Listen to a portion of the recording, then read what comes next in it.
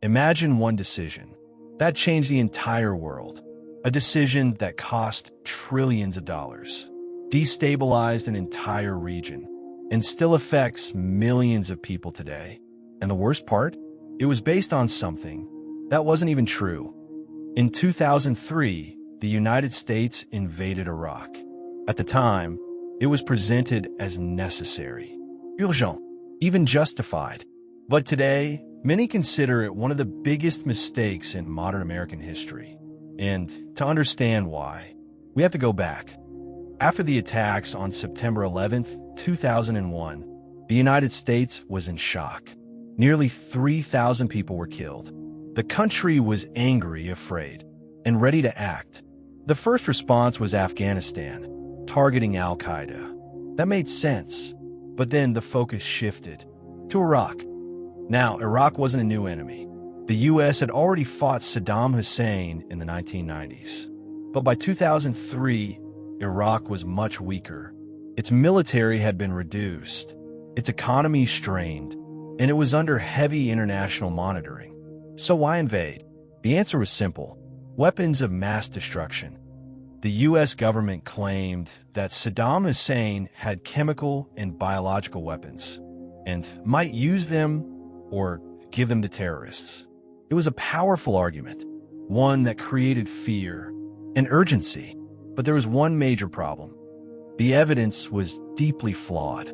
Some of it came from unreliable sources. Some of it couldn't be verified, and some of it turned out to be completely false. Even at the time, there were doubts. Some intelligence analysts questioned the claims. Allies raised concerns.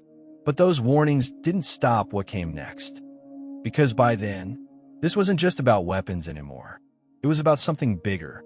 The idea was to remove Saddam Hussein, build a new government, and turn Iraq into a stable democracy, a model for the entire Middle East. On paper, it sounded bold, maybe even hopeful. But in reality, it underestimated just how complicated that would be.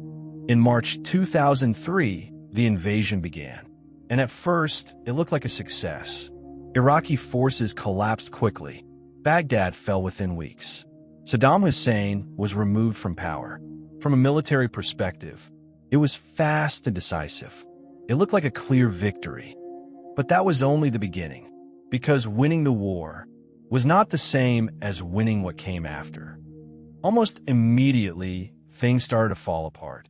The Iraqi army was disbanded.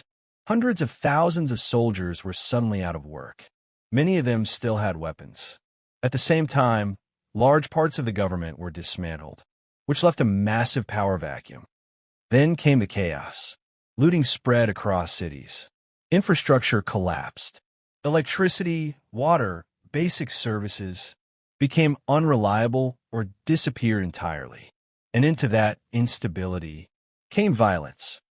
An insurgency began to grow. Attacks on U.S. forces became common. Roadside bombs, ambushes, constant conflict. And then things got even worse. Sectarian violence exploded. Long-standing tensions between Sunni and Shia groups turned into open conflict.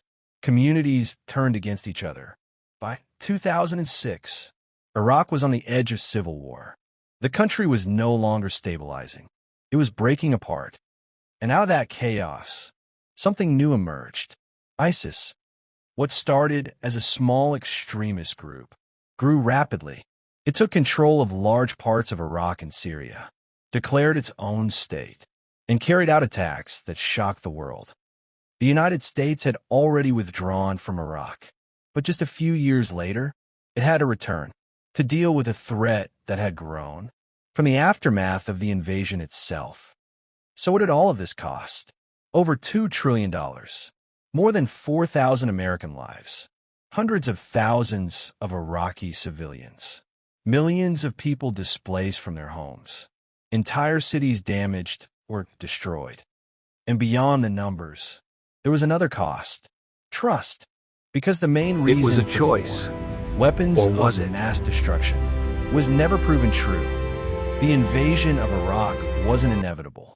It was a choice, a decision shaped by fear, flawed intelligence, and overconfidence. And decades later, the consequences are still unfolding, which raises a difficult question. If a decision this big can go so wrong, what happens the next time one is made?